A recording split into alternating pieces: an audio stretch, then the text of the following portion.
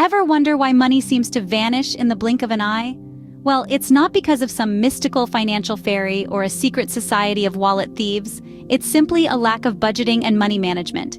And don't fret, it's not as intimidating as it sounds.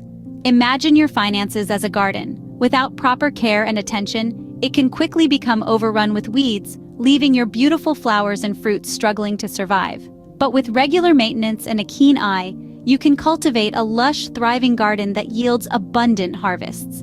That's precisely what budgeting and money management can do for your finances. It's the art of knowing where your money comes from, where it goes, and how to direct it towards your financial goals. It's about maintaining financial stability, even in uncertain times, and making your aspirations a reality. So, want to discover the secret of making your money last? Stick around. First things first, do you know how much money you're really making? Now don't just shrug and say, well, I guess. It's important to know the exact amount, down to the last penny. Understanding your income is crucial in managing your money effectively.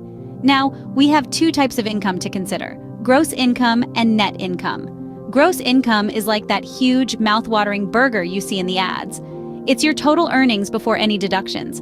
But oh boy, those pesky deductions. They include taxes, Social Security, and health insurance, among others. Once they take their share, what you're left with is your net income. That's the actual, more modest burger you get, still yummy but a bit smaller.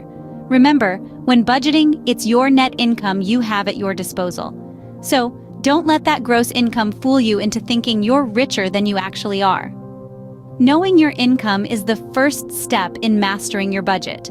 Now that we have our income sorted, let's talk about those pesky expenses. You know, those sneaky little purchases that add up faster than you can say, retail therapy. Tracking your expenses is like keeping an eye on a mischievous puppy. You must always know what it's up to, or else you'll find your favorite shoes chewed up, or in this case, your wallet. Let's start by understanding the two types of expenses, fixed and variable. Fixed expenses are like that consistent morning alarm. They're the same each month, like rent, utilities, and subscriptions. You can't avoid them, just like you can't avoid waking up. Unless, of course, you've discovered the secret to eternal sleep. If so, do share. Variable expenses, on the other hand, fluctuate like your mood on a Monday morning. They include things like groceries, dining out, and entertainment.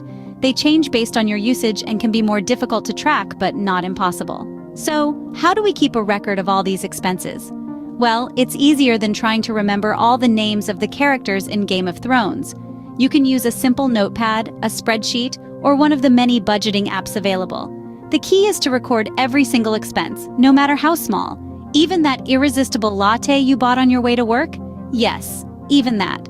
When you start tracking, you might be surprised to find where your money is going. It's like turning on the lights and seeing the room for the first time. You might discover that you're spending an astronomical amount on avocado toast, or that your streaming subscriptions are multiplying faster than rabbits. And that's the beauty of tracking your expenses. It gives you control and the power to make changes. Remember, every penny counts when you're budgeting, so keep track of your expenses like a detective on a mission, and you'll be well on your way to financial freedom. Who knew adulting could be so thrilling? Ever dreamt of a beach vacation or buying your own car? Let's make those dreams a reality. Setting financial goals is crucial to managing your money effectively.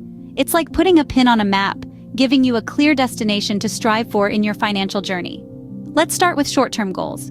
These are goals you can achieve in less than a year, like saving for a new phone or a chic designer bag. Next, we have midterm goals. These might take 1 to 3 years to accomplish. Think of a dream vacation or a down payment for a new car. Now, let's talk about long-term goals. These are objectives that take more than 3 years to achieve. This could be saving for a house, a child's education, or even your retirement. Remember, these goals aren't set in stone. As life changes, so too can your goals, but having them gives you something to strive for. Setting goals is like having a financial roadmap. It guides you to your destination. With our income, expenses, and goals in place, it's time to create our budget. Now, don't let the word budget scare you. It's just a fancy term for your financial game plan. Think of it as your money's to-do list. First off, let's talk about allocation. This is where you decide what percentage of your income goes where. A common method is the 50-30-20 rule. 50% of your income for necessities, 30% for wants, and 20% for savings or paying off debt. However, this is just a guideline. Your budget should reflect your personal financial goals and lifestyle. So if you're saving for a trip to the Maldives or paying off student loans, you might want to allocate more to savings or debt. On the flip side, if your rent is higher than average, you might need to allocate more to necessities. Next, let's talk about adjusting your budget. Now, remember when we talked about tracking your expenses in Scene 3? That wasn't just for fun. Reviewing your expenses regularly helps you understand where your money is going and whether you need to adjust your budget. For instance, if you find yourself frequently overspending on dining out, you might need to allocate more to wants and less to savings. Or, if you're consistently underspending in certain areas, you can reallocate those funds to other categories. Remember, your budget is your tool. It should work for you, not against you. It's not about restricting your spending, but about making sure your money is doing what you want it to do. Lastly, it's important to review and adjust your budget regularly. Life changes, and so should your budget. Got a raise? Great. Adjust your budget. Had a baby? Congratulations. Time to adjust your budget. A budget is not set in stone. It changes as your life changes, so keep adjusting. Remember, budgeting is a journey, not a destination. It's all about making your money work for you, so you can live the life you want. Happy budgeting. Now let's talk about the exciting part, growing your money. It's no secret that saving money is crucial, but what's even more thrilling is the concept of making your money work for you. That's where investing comes into play. Imagine you have a pile of seeds.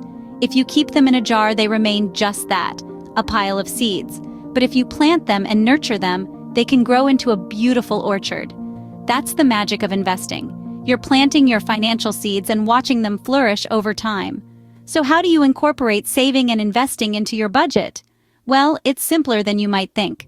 Once you've figured out your income, expenses, and financial goals, it's time to allocate a portion of your income to savings and investments. And remember, no amount is too small. Even the tiniest seed can grow into a mighty tree.